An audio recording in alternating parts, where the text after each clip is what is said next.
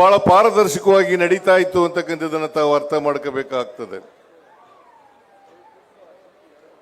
ನರೇಂದ್ರ ಮೋದಿಯವರು 2014ರಲ್ಲಿ ಪ್ರಧಾನಮಂತ್ರಿ ಆದಮೇಲೆ ಹಿಂದೆ ಇದ್ದಂತ ಪದ್ಧತಿಯನ್ನ ಬದಲಾವಣೆ ಮಾಡಿ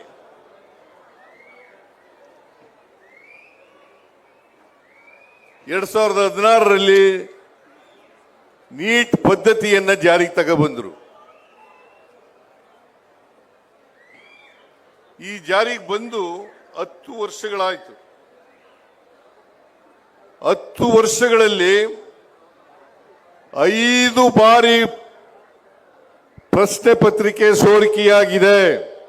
ಇದೇ ಮೊದಲಲ್ಲ, 5 ಬಾರಿ ಪ್ರಶ್ನೆ ಪತ್ರಿಕೆ ಸೋರಿಕೆಯಾಗಿದೆ. ನೀಟ್ ಪರೀಕ್ಷೆ ಬರೀಬೇಕಾದ್ರೆ ವಿದ್ಯಾರ್ಥಿಗಳು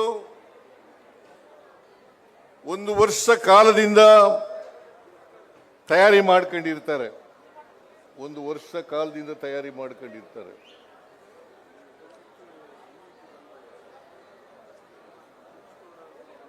ಅನೇಕ ಜನ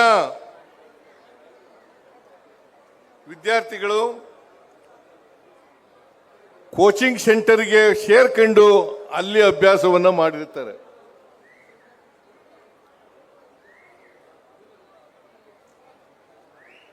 ಸಾವಿರಾರು ರೂಪಾಯಿಗಳನ್ನು ಖರ್ಚು ಮಾಡಿರ್ತಾರೆ. ಇದರಲ್ಲೂ ಕೂಡ ಯಾವ ವಿದ್ಯಾರ್ಥಿಗೆ ಹಣ ಇರ್ತದೆ ಆ ವಿದ್ಯಾರ್ಥಿ ಕೋಚಿಂಗ್ ಸೆಂಟರ್ಗಳಿಗೆ ಸೇರ್ಕೊಳ್ಳಲಿಕ್ಕೆ ಸಾಧ್ಯ ಆಗ್ತದೆ. ಯಾವ ವಿದ್ಯಾರ್ಥಿಗೆ ಹಣ ಇರಲ್ಲ ಆ ವಿದ್ಯಾರ್ಥಿ ಕೋಚಿಂಗ್ ಸೆಂಟರ್ಗೆ ಸೇರ್ಕೊಳ್ಳಲಿಕ್ಕೆ ಸಾಧ್ಯ ಆಗಲ್ಲ. ಬಡವರ ಮಕ್ಕಳು, ಹಳ್ಳಿಗಾಡಿನಿಂದ ಬರ್ತಕ್ಕಂಥ ಮಕ್ಕಳು ಕೋಚಿಂಗ್ ಸೆಂಟರ್ಗಳಿಗೆ ಸೇರ್ಕೊಳ್ಳಲಿಕ್ಕೆ ಸಾಧ್ಯ ಆಗಲ್ಲ. ಇದು ಕೂಡ ಮೋದಿಯವರ ಸರ್ಕಾರ ಬಂದ ಮೇಲೆ ಭೇದ ಭಾವವನ್ನು ಮಾಡಲಿಕ್ಕೆ ಸಾಧ್ಯ ಇದೆ ಅಂತಕ್ಕಂಥ ಮಾತುಗಳನ್ನು ಹೇಳಲಿಕ್ಕೆ ಬಯಸ್ತಾ ಇದ್ದೇನೆ.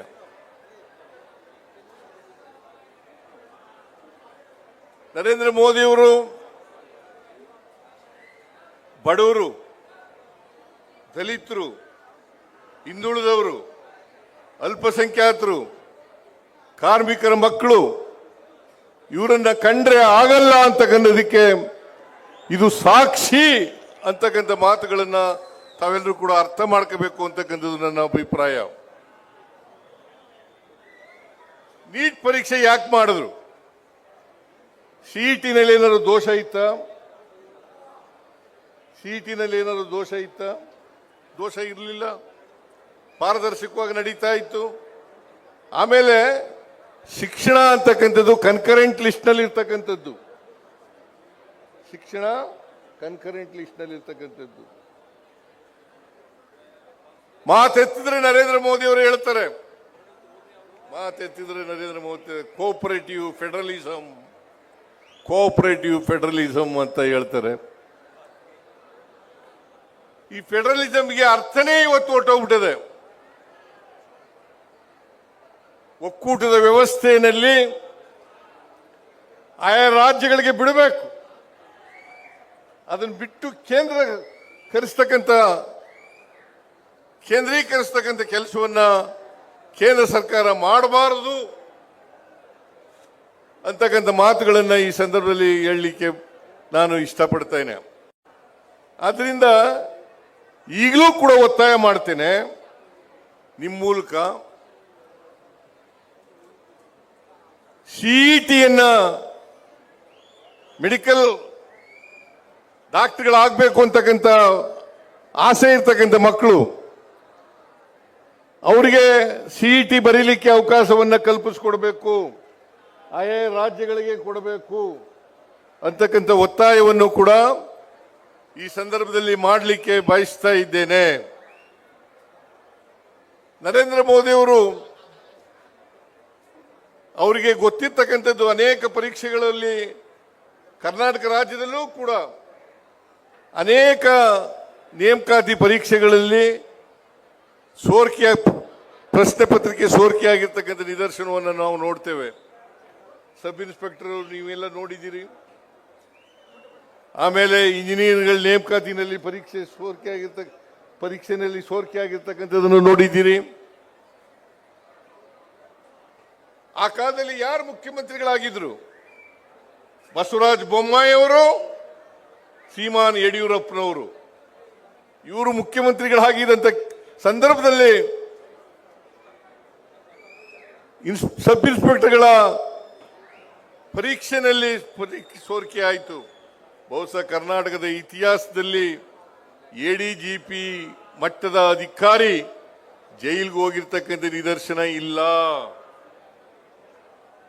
ಆದ್ರಿಂದ ನಾನು ಯಾಕೆ ಈ ಮಾತನ್ನ ಪ್ರಸ್ತಾಪ ಮಾಡ್ತಾ ಇದ್ದೀನಿ ಅಂತಂದ್ರೆ, ರಾಜ್ಯದಲ್ಲಿ ಕೇಂದ್ರದಲ್ಲಿ ಬಿಜೆಪಿ ಸರ್ಕಾರ ಇರುವಾಗ ಅವ್ಯಾಹಿತವಾಗಿ ಈ ತರದ ಪ್ರಶ್ನೆ ಸೋರಿಕೆಗೆ ಆಗ್ತಾ ಇದ್ದಾವೆ ಅಂತಕ್ಕಂಥ, ಪ್ರಶ್ನೆ ಪತ್ರಿಕೆ ಸೋರಿಕೆ ಆಗ್ತಾ ಇದ್ದಾವೆ ಅಂತಕ್ಕಂಥದ್ದನ್ನ ನಾವು ನೋಡಲಿಕ್ಕೆ ಸಾಧ್ಯ ಆಗ್ತದೆ. ಅದರಿಂದ ಯಾರು ಜವಾಬ್ದಾರರು? ಇದು ಯಾರು ಜವಾಬ್ದಾರರು?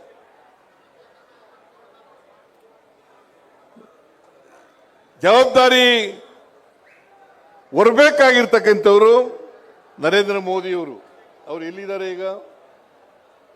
ಇಟಲಿ.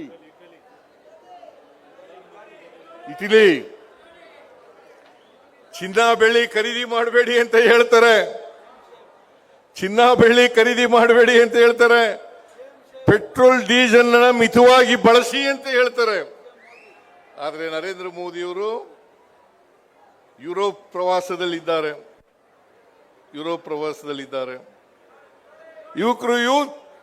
ಯುವಕ ನಿರುದ್ಯೋಗಿಗಳು ಇವತ್ತು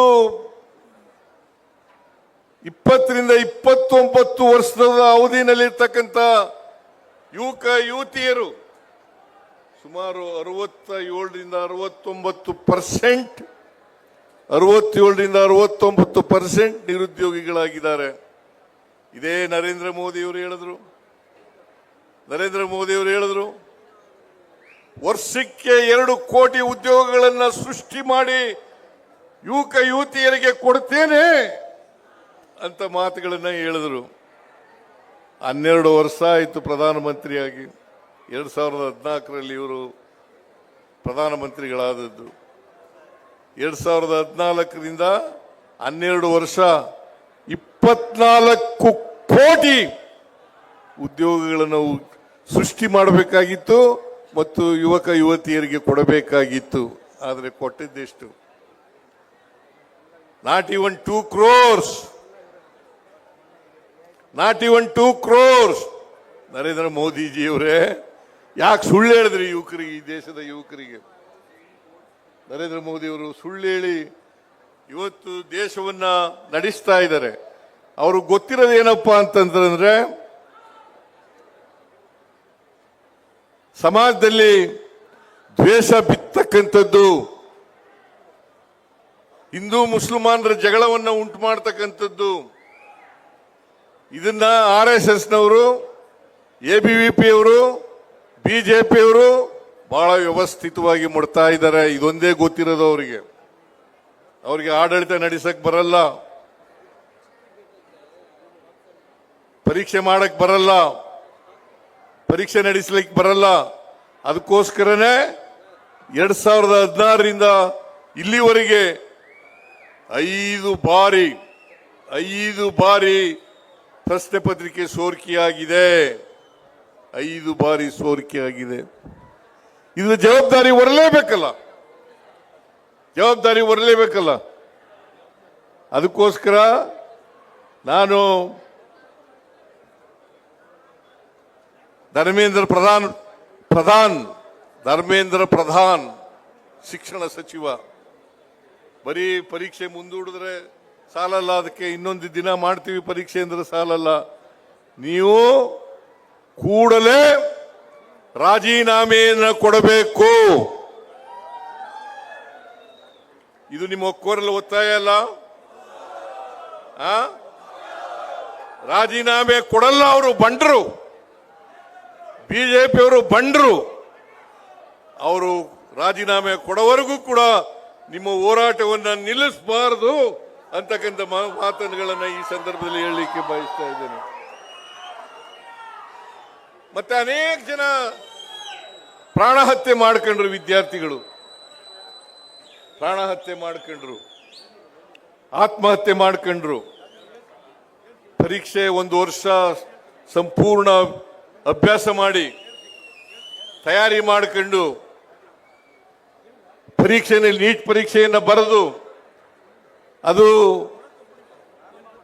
ಮುಂದೂಡಲ್ಪಟ್ಟಿರೋದ್ರಿಂದ, ರದ್ದು ಮಾಡಿರೋದ್ರಿಂದ, ಮುಂದೂಡಲ್ಪಟ್ಟಿರೋದ್ರಿಂದ ಅನೇಕ ಜನ ಇವತ್ತು ಆತ್ಮಹತ್ಯೆಯನ್ನ ಮಾಡ್ಕೊಂಡ್ರು. ಈ ಆತ್ಮಹತ್ಯೆ ಮಾಡ್ಕೊಂಡ್ರಲ್ಲ, ಇವರ ಕುಟುಂಬದವರಿಗೆ ಪರಿಹಾರ ಕೊಡಬೇಕಾಗಿರ್ತಕ್ಕಂಥದ್ದು ಯಾರ ಜವಾಬ್ದಾರಿ? ಕೇಂದ್ರ ಸರ್ಕಾರದ ಜವಾಬ್ದಾರಿ. ಕೇಂದ್ರ ಸರ್ಕಾರದ ಜವಾಬ್ದಾರಿ. ಆ ಜವಾಬ್ದಾರಿಯನ್ನು ಕೂಡಲೇ ನಿರ್ವಹಿಸಬೇಕು ಅಂತಕ್ಕಂಥ ಒತ್ತಾಯವನ್ನು ಕೂಡ ಈ ಸಭೆ ಮಾಡ್ತದೆ ಅಂತಕ್ಕಂಥ ಮಾತುಗಳನ್ನ ಈ ಸಂದರ್ಭದಲ್ಲಿ ಹೇಳಲಿಕ್ಕೆ ಬಯಸ್ತಾ ಇದ್ದೇನೆ.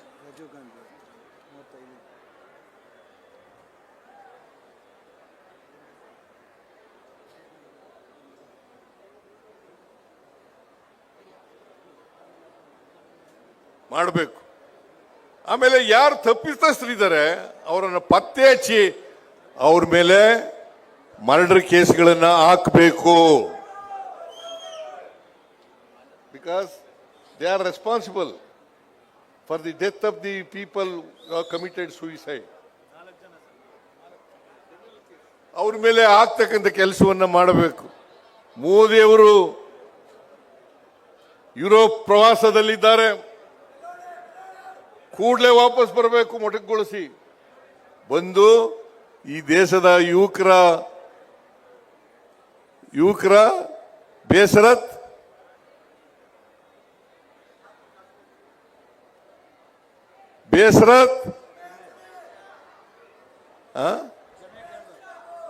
ಕ್ಷಮೆ ಯಾಚಿಸಬೇಕು. ಕ್ಷಮೆ ಯಾಚಿಸಬೇಕು. ನರೇಂದ್ರ ಮೋದಿ ಅವರು ತಪ್ಪಿಸ್ಕೊಂಡು ತಿರುಗಾಡಕ್ಕಾಗಲ್ಲ. ನರೇಂದ್ರ ಮೋದಿ ಅವರು ಯಾವಾಗ ದೇಶದಲ್ಲಿ ಸಮಸ್ಯೆಗಳು ಬರ್ತದೆ, ಇಂಥ ಬಿಕ್ಕಟ್ಟು ನಿರ್ಮಾಣ ಆಗ್ತದೆ ಅಂತ ಸಂದರ್ಭಗಳಲ್ಲೆಲ್ಲ ವಿದೇಶಕ್ಕೆ ಹೊರಟೋಗ್ತಾರೆ.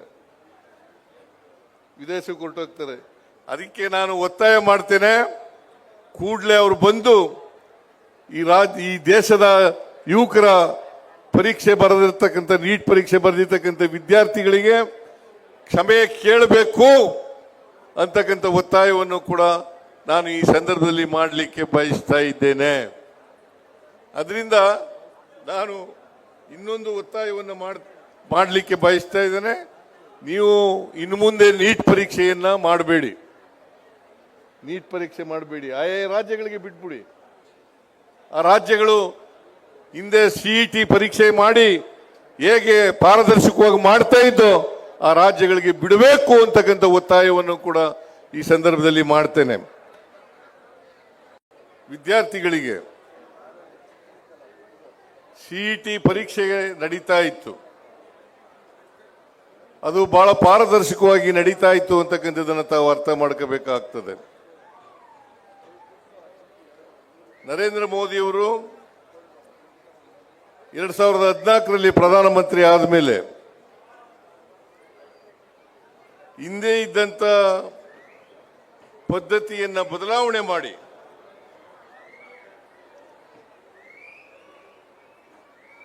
ಎರಡ್ 2016ರಲ್ಲಿ ನೀಟ್ ಪದ್ಧತಿಯನ್ನ ಜಾರಿಗೆ ತಗೊಬಂದ್ರು.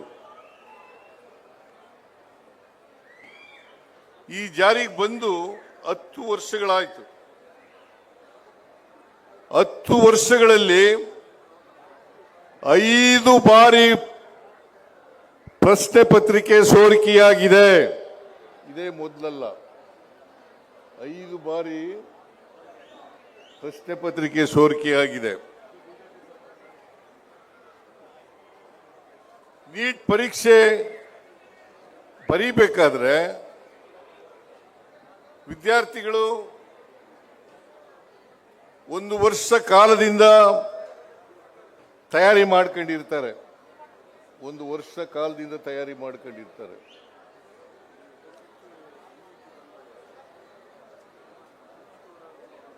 ಅನೇಕ ಜನ ವಿದ್ಯಾರ್ಥಿಗಳು ಕೋಚಿಂಗ್ ಸೆಂಟರ್ಗೆ ಸೇರ್ಕೊಂಡು ಅಲ್ಲಿ ಅಭ್ಯಾಸವನ್ನ ಮಾಡಿರ್ತಾರೆ.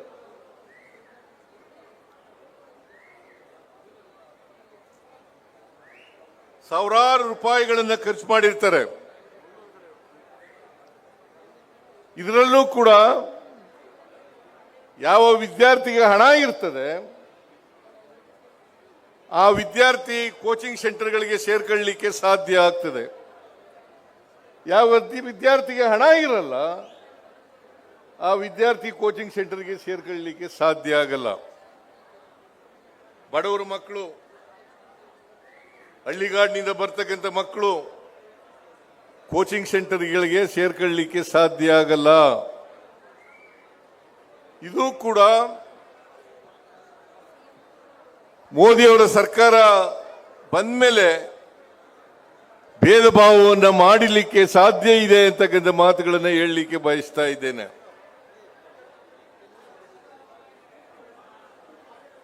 ನರೇಂದ್ರ ಮೋದಿಯವರು ಬಡವರು, ದಲಿತರು, ಹಿಂದುಳಿದವರು, ಅಲ್ಪಸಂಖ್ಯಾತರು, ಕಾರ್ಮಿಕರ ಮಕ್ಕಳು ಇವರನ್ನ ಕಂಡ್ರೆ ಆಗಲ್ಲ ಅಂತಕ್ಕಂಥದಕ್ಕೆ ಇದು ಸಾಕ್ಷಿ ಅಂತಕ್ಕಂಥ ಮಾತುಗಳನ್ನ ತಾವೆಲ್ಲರೂ ಕೂಡ ಅರ್ಥ ಮಾಡ್ಕೋಬೇಕು ಅಂತಕ್ಕಂಥದ್ದು ನನ್ನ ಅಭಿಪ್ರಾಯ. ನೀಟ್ ಪರೀಕ್ಷೆ ಯಾಕೆ ಮಾಡಿದ್ರು? ಸಿಇಟಿನಲ್ಲಿ ಏನಾದ್ರು ದೋಷ ಇತ್ತ? ಸಿಇಟಿನಲ್ಲಿ ಏನಾದ್ರು ದೋಷ ಇತ್ತ? ದೋಷ ಇರಲಿಲ್ಲ, ಪಾರದರ್ಶಕವಾಗಿ ನಡೀತಾ ಇತ್ತು. ಆಮೇಲೆ ಶಿಕ್ಷಣ ಅಂತಕ್ಕಂಥದ್ದು ಕನ್ಕರೆಂಟ್ ಲಿಸ್ಟ್ ನಲ್ಲಿ ಇರ್ತಕ್ಕಂಥದ್ದು. ಶಿಕ್ಷಣ ಕನ್ಕರೆಂಟ್ ಲಿಸ್ಟ್ ನಲ್ಲಿ ಇರ್ತಕ್ಕಂಥದ್ದು. ಮಾತೆತ್ತಿದ್ರೆ ನರೇಂದ್ರ ಮೋದಿ ಅವರು ಹೇಳ್ತಾರೆ, ಮಾತೆತ್ತಿದ್ರೆ Narendra Modi cooperative federalism, cooperative federalism ಅಂತ ಹೇಳ್ತಾರೆ. ಈ ಫೆಡರಲಿಸಂಗೆ ಅರ್ಥನೇ ಇವತ್ತು ಹೊರಟೋಗ್ಬಿಟ್ಟಿದೆ. ಒಕ್ಕೂಟದ ವ್ಯವಸ್ಥೆಯಲ್ಲಿ ಆಯಾ ರಾಜ್ಯಗಳಿಗೆ ಬಿಡಬೇಕು, ಅದನ್ನು ಬಿಟ್ಟು ಕೇಂದ್ರೀಕರಿಸ್ತಕ್ಕಂಥ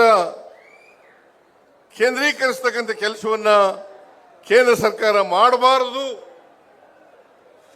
ಅಂತಕ್ಕಂಥ ಮಾತುಗಳನ್ನ ಈ ಸಂದರ್ಭದಲ್ಲಿ ಹೇಳಲಿಕ್ಕೆ ನಾನು ಇಷ್ಟಪಡ್ತೇನೆ. ಆದ್ರಿಂದ ಈಗಲೂ ಕೂಡ ಒತ್ತಾಯ ಮಾಡ್ತೇನೆ ನಿಮ್ಮ ಮೂಲಕ, ಸಿಇಟಿಯನ್ನ ಮೆಡಿಕಲ್ ಡಾಕ್ಟರ್ಗಳಾಗಬೇಕು ಅಂತಕ್ಕಂಥ ಆಸೆ ಇರ್ತಕ್ಕಂಥ ಮಕ್ಕಳು, ಅವರಿಗೆ ಸಿಇಟಿ ಬರೀಲಿಕ್ಕೆ ಅವಕಾಶವನ್ನ ಕಲ್ಪಿಸಿಕೊಡ್ಬೇಕು, ಆಯಾ ರಾಜ್ಯಗಳಿಗೆ ಕೊಡಬೇಕು ಅಂತಕ್ಕಂಥ ಒತ್ತಾಯವನ್ನು ಕೂಡ ಈ ಸಂದರ್ಭದಲ್ಲಿ ಮಾಡಲಿಕ್ಕೆ ಬಯಸ್ತಾ ಇದ್ದೇನೆ. ನರೇಂದ್ರ ಮೋದಿಯವರು ಅವರಿಗೆ ಗೊತ್ತಿರ್ತಕ್ಕಂಥದ್ದು ಅನೇಕ ಪರೀಕ್ಷೆಗಳಲ್ಲಿ ಕರ್ನಾಟಕ ರಾಜ್ಯದಲ್ಲೂ ಕೂಡ ಅನೇಕ ನೇಮಕಾತಿ ಪರೀಕ್ಷೆಗಳಲ್ಲಿ ಪ್ರಶ್ನೆ ಪತ್ರಿಕೆ ಸೋರಿಕೆಯಾಗಿರ್ತಕ್ಕಂಥ